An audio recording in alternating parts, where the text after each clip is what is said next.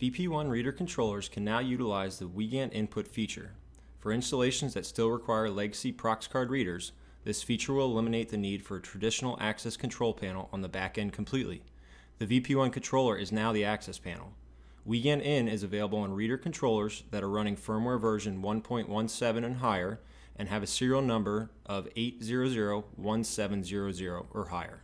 Wiegand input is currently compatible with the standard 26-bit and 35-bit Corp 1K formats. To use Wiegand input, first install the VIZpin reader controller and locking device as per our other videos and quick install guide. Next, connect the prox card reader's Wiegand Data 0 line to the VP1's green wire and the Wiegand Data 1 line to the VP1's white wire. Consult the prox reader's manual to determine the appropriate Wiegand Data 0 and Data 1 lines.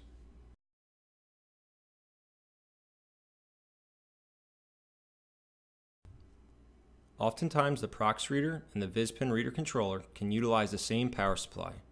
Consult the prox reader and the power supply documentation. Whether using a single power supply or independent power supplies, be sure the prox card reader's ground wire is tied to the same grounding point as the VIZpin reader controller. If not, the Wiegand card numbers will not be properly transmitted.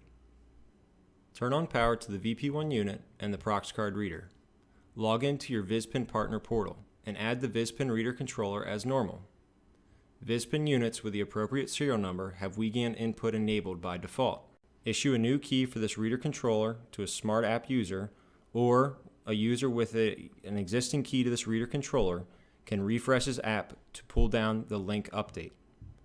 The user should trigger the reader 2 or 3 times as normal to update the reader settings to align with this VIZpin account type.